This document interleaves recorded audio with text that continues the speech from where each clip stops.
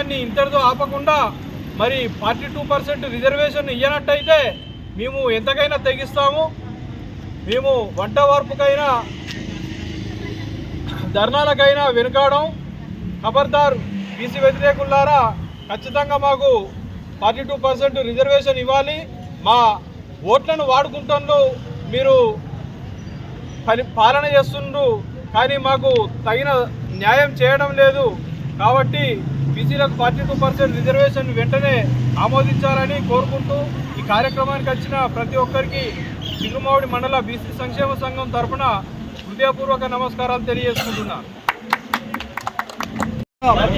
బీసీల ఐక్యత మేమెంతో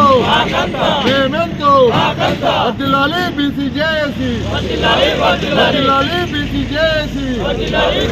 సాధిద్దాం బీసీలకు 42% రిజర్వేషన్, సాధిద్దాం బీసీలకు 42% రిజర్వేషన్, సాధిద్దాం బీసీలకు రాజ్యాధికారం. ఈరోజు చిగురుమావిడి మండల కేంద్రంలో రాష్ట్ర బీసీ జేఏసీ పిలుపు మేరకు బీసీల ధర్మ పోరాట దీక్షకు ఇచ్చేసినటువంటి మా మండల స్థాయి, జిల్లా స్థాయి బీసీ సంఘ నాయకులందరికీ కూడా పేరు పేరున హృదయపూర్వక ధన్యవాదాలు, వందనాలు. ఈ యొక్క సందర్భంగా తెలంగాణ రాష్ట్ర ప్రభుత్వం 42% బీసీలకు రిజర్వేషన్ ఇవ్వాలని చెప్పి జీవో జారీ చేయడం, అసెంబ్లీలో తీర్మానం చేయడం, దానికంటే ముందు కులగణన చేపట్టడం, ఇవన్నీ జరిగిన తర్వాత స్థానిక సంస్థలలో అంటే రాజకీయ పరంగా, విద్యాపరంగా, ఉద్యోగపరంగా 2 జీవోలను తీసుకొచ్చి వీటిని అమలు చేద్దామని చేసి మొన్న స్థానిక సంస్థల ఎన్నికల నోటిఫికేషన్లు 42% రిజర్వేషన్లతోటి స్థానిక సంస్థల నోటిఫికేషన్ చేసినటువంటి ఒక సంగతి మన అందరికీ తెలిసిందే. ఈ యొక్క సందర్భంగా కొంతమంది రెడ్డి జాగృతి పేరుతోటి ఈ తెలంగాణ రాష్ట్రంలో బీసీల యొక్క రాజ్యాధికారాన్ని, బీసీల యొక్క అభివృద్ధిని, బీసీల యొక్క అభ్యున్నతిని ఉక్కు పాదంతో అణిచివేద్దామని చెప్పి కంకణం కట్టుకొని వాళ్ళు కోర్టుకు పోవడం జరిగింది, కోర్టులో స్టే ఇవ్వడం జరిగింది. అంతా మనకు తెలిసిన విషయమే. ఈ యొక్క సందర్భంగా మనం కొన్ని ముఖ్యమైనటువంటి అంశాలను గమనించాలి. ఇవాళ భారతదేశంలో దేశానికి స్వాతంత్రం వచ్చినటువంటి 70 సంవత్సరాలలో ఎన్నడూ కూడా ఇవాళ ఎస్సీలకు కావాల్సినటువంటి 15% రిజర్వేషన్ ఉంది. ఎస్టీలకు కావాల్సినటువంటి వాళ్ళ దామాష పద్ధతిలో, జనాభా పద్ధతిలో వాళ్ళకు 10% రిజర్వేషన్. ఆ రోజు మండల్ కమిషన్ నివేదికను అప్పుడున్నటువంటి ప్రభుత్వాలు తొక్కిపట్టి దాన్ని 55% ఉన్నటువంటి బీసీలకు కనీసం 40-42% ఇవ్వాలని చెప్పి ఆ రోజు వాళ్ళు ఒక ప్రణాళిక తయారు చేస్తే దాన్ని కేవలం 27% మాత్రమే కుదించినటువంటి ఒక సంగతి మనకు తెలుసు. ఇవాళ ఇన్ని సంవత్సరాల నుంచి బీసీలం ఈ దేశంలో బలహీన వర్గాలం అయి ఉండి ఆర్థికంగా, సామాజికంగా, ఇవాళ విద్యా ఉద్యోగపరంగా అన్ని రంగాలలో, ఇవాళ సాంస్కృతిక రంగంలో కూడా వెనుకబడి ఉన్నాం. ఈ యొక్క దేశం స్వాతంత్రం వచ్చినా కూడా బీసీల యొక్క అభివృద్ధి జరుగుతలేదని చెప్పి పోరాటాలు చేస్తున్నప్పటికీ కూడా ఇవాళ 50% రిజర్వేషన్ దాటద్దనేటువంటి ఒక సాకుతోటి ఈ అగ్రవర్ణ కులాల పార్టీ ఏదైనా మంచిదే, వాడు ఎవడైనా మంచిదే, ఈ అగ్రవర్ణ ఆధిపత్యం ఉన్నటువంటి పార్టీలన్నీ కలిసి ఇవాళ బీసీలకు 42% రిజర్వేషన్ వస్తే రాజ్యాధికారం వాళ్ళ చేతుల్లో ఉండకుండా పోతుంది. ఇవాళ విద్యాపరంగా, ఉద్యోగపరంగా గ్రూప్ 1, గ్రూప్ 2 ర్యాంకులలో, పెద్ద ర్యాంకులలో ఈ యొక్క బీసీలు ఉద్యోగాల్లో భర్తీ అవుతారు. మాకు ఉండేటువంటి డామినేషన్ తగ్గిపోతుంది, మా బతుకులు నీలమట్టం అయిపోతుంది, మేము ఈ ఏలేటువంటి రాజ్యాన్ని ఏలకుండా పోతామనేటువంటి కుట్రతోటి ఆనాటి నుంచి ఈనాటి వరకు ప్రతిసారి కుట్రపూరితమైన దానితోటి ఇవాళ మన బీసీలకు 42% రిజర్వేషన్ రాకుండా చేస్తారు.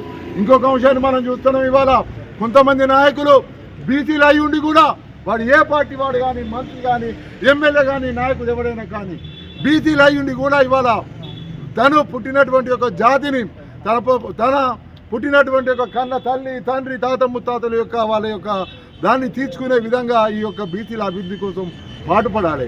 కానీ ఏం జరుగుతూ ఉంది మనం చూస్తున్నాం. ఇవాళ రాజకీయ పార్టీల నాయకుల అడుగులకు మడుగులొచ్చే విధంగా వీళ్ళ పదవులు కాపాడుకునే విధంగా వాళ్ళ సొంత ప్రయోజనాల కోసం బీసీ జాతి యొక్క ప్రయోజనాలను తాకట్టు పెడతా ఉన్నారు. ఎక్కడ మా అధిష్టానం మాకు అగైనెస్ట్గా ఇచ్చేస్తుందో, మమ్మల్ని తొక్కిపడేస్తుందో, రేపు రాబోయే కాలంలో మాకు వచ్చేటువంటి యొక్క పదవులు రావని చెప్పి వాళ్ళ అగ్రవర్ణ నాయకుల మోచేతి నీళ్లు తాకుంటూ బీసీలు కూడా ఇవాళ బీసీలకు ద్రోహం చేస్తున్నారు. ఇదంతా మనం చూస్తున్నాం. ఈరోజు తెలంగాణ ఎడ్డి తెలంగాణ, గుడ్డి తెలంగాణ ముమ్మాటికి కాదు. ఇవాళ తెలంగాణకు ఒక చరిత్ర ఉంది. మనకు పోరాటం అంటేనే తెలంగాణ. ఇవాళ రక్తపు చుక్కలతోటి తడిచినటువంటి ఒక నేల మన తెలంగాణ. ఆనాడు తెలంగాణ సాయుధ పోరాటం నుంచి మొదలు పెట్టుకుంటే, కమ్యూనిస్టు గెరిల్లా పోరాటం నుంచి మొదలు పెట్టుకుంటే, తెలంగాణ తొలి దశ మలి దశ ఉద్యమం నుంచి మొదలు పెట్టుకుంటే ఈరోజు పోరాటం చేసి తెలంగాణ రాష్ట్రాన్ని సాధించుకున్నాం.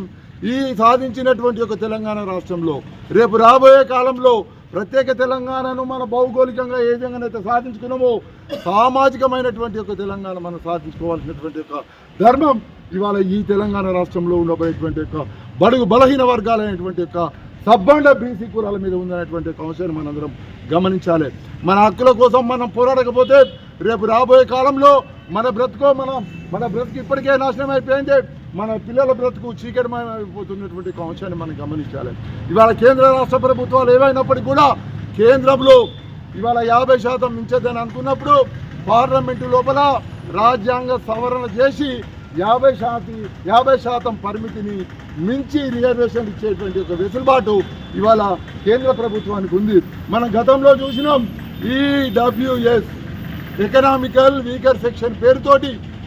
అసలు ఈడబ్ల్యూఎస్ అంటేనే చాలామంది తెలియదు. చాలామంది మేధావులకు కూడా ఈడబ్ల్యూఎస్ అనేది ఎట్లా అమలైంది, ఇది ఏంటి, దీని కథ ఏంటి, దీని పుట్టుకేంటి, పూర్వోత్తరం ఏంటని కూడా చాలామంది తెలియదు.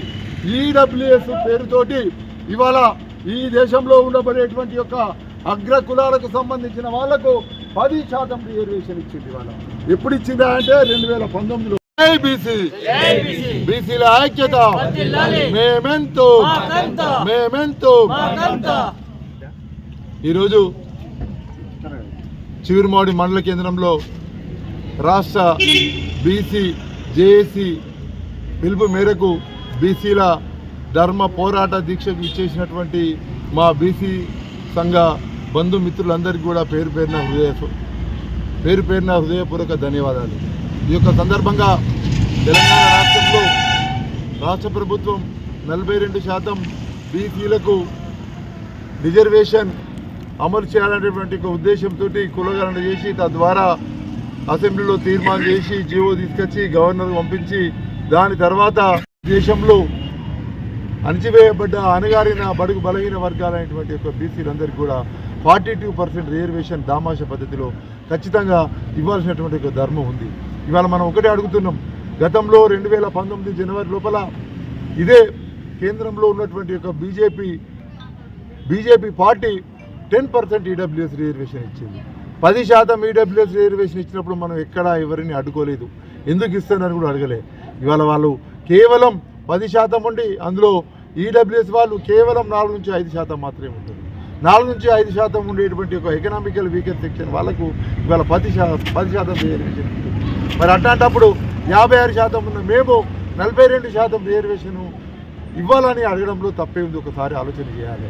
ఇవాళ మీకు ఇవ్వబడే రిజర్వేషన్ మేము అడ్డుకోలేదు. ఇవాళ అగ్రకులాలకు మేము వ్యతిరేకం కాదు. అగ్రకుల ఆధిపత్యం చెలాయించే వారికి మేము వ్యతిరేకం. ఎందుకంటే మీ ఆధిపత్యం కోసం మీ యొక్క అగ్రకుల ఆధిపత్యం చెలామణి కావాలని ఇవాళ అట్టడుగు స్థాయిలో ఉన్నటువంటి యొక్క మా బహుజనులు అనేటువంటి బీసీ ఎస్సీ ఎస్టీలను అన్ని రకాలుగా అణిచివేస్తూ ఉంది. ఈ యొక్క సందర్భంగా 42% రిజర్వేషన్ ఈ రాష్ట్రంలో అమలయ్యేంత వరకు మేము ఖచ్చితంగా పోరాటం చేస్తాం. ఇంకొక అంశాన్ని కూడా ఈ యొక్క సందర్భంగా వివిధ రాజకీయ పార్టీలు మరియు పార్టీ నాయకులు గమనించాలి. తెలంగాణ ఎడ్డిగుడ్డి తెలంగాణ కాదు, అందరికీ తెలిసిన విషయమే. ఇవాళ నెత్తితోటి చెమటతోటి తడిసినటువంటి యొక్క నేల మన తెలంగాణ గడ్డ. తెలంగాణ సాయుధ పోరాటం నుంచి మొదలుకొని చాకలి ఐలమ్మ దొడ్డి కొమరం భీం నుంచి పోలీస్ కృష్ణ నుంచి ఇవాళ తుపాకీ ఎదురొడ్డి నిలబడినటువంటి యొక్క భూస్వాములకు వ్యతిరేకంగా పోరాటం చేసినటువంటి యొక్క పోరాటాల గడ్డ ఇది. తర్వాత తెలంగాణ 1969 తొలి దశ ఉద్యమం, దాని తర్వాత మలిదశ ఉద్యమంతో ప్రత్యేక రాష్ట్రాన్ని సాధించుకున్నటువంటి యొక్క తెలంగాణ ఎందరో మంది విద్యార్థులు యువకులు ఇవాళ బహుజన బిడ్డలందరూ రోడ్ల మీదకి వచ్చి కొంతమంది తమ ప్రాణ